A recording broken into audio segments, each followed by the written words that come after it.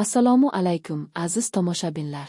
Tasavvur qiling, siz baxtli oilada yashaysiz, ammo bir lahzalik zaiflik hayotingizni butunlay o'zgartirib yuboradi.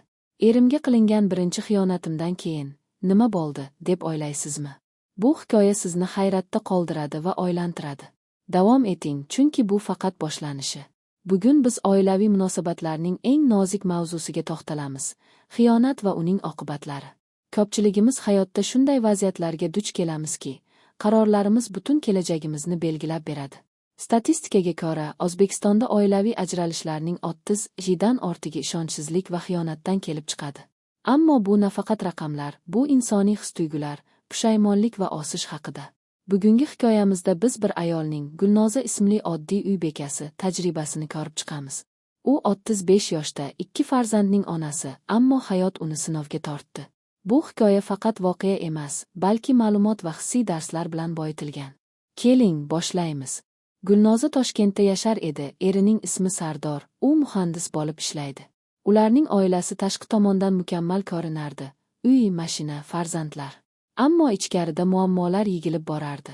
Sardor doim ish bilan band, Gulnoza esa uyda yolg'iz qolar, farzandlarga qarash va uy ishlaridan charchardi.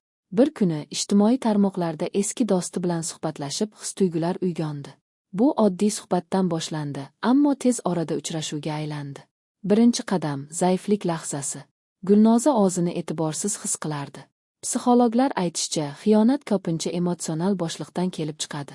U birinchi marta eriga xiyonat qildi. Bu faqat bir uchrashuv edi, ammo uning yuragida pushaymonlik boshlandi. U o'yladi: nima qildim? Bu oilamni buzmaydimi? Voqealar rivoji. Keyingi kunlarda Gulnoza o'zini aybdor his qildi. U farzandlariga qarab ko'z yosh to'kdi.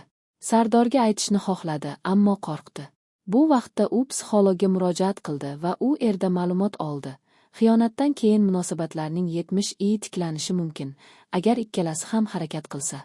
Gulnoza o'z hikoyasini yashirdi, ammo ichki kurash kuchaydi. Femali qahramonning roli. Gulnoza bu hikoyaning markazi. U kuchli ayol, ammo zaif tomonlari bor. U farzandlari uchun kurashdi, yangi ish topdi va o'zini rivojlantirdi. Hikoyada u misol sifatida xiyonatdan keyin o'sishni ko'rsatadi. Boshqa ayollar kabi, u oilani saqlash uchun qurbonlik qildi. Hikoya davomida Gulnoza o'z his-tuyg'ularini yozib borardi. Birinchi xiyonatimdan keyin men o'zimni yo'qotdim, ammo qayta topdim. Bu ma'lumotlar psixologik maslahatlar bilan aralash. Xiyonatni oldini olish uchun er-xotinlar haftada bir marta suhbatlashsin, bir-biriga vaqt ajratsin. Bir kuni Sardor hamma narsani bilib qoldi, telefon orqali xabar topdi. Bu oilada bo'ron ko'tardi. Gulnoza ko'z yosh bilan izoh berdi: men xato qildim, ammo seni sevaman. Sardor dastlab gazablandi, ammo keyin o'yladi. Hayratlanarli burilish: ular ajralish o'rniga maslahatchiga bordilar. Psixolog aytganidek, xiyonatdan keyin munosabatlar kuchayishi mumkin. Gulnoza o'zini o'zgartirdi, Sardor ham e'tiborini oshirdi. Bu hissiy lahza, pushaymonlikdan umidga o'tish.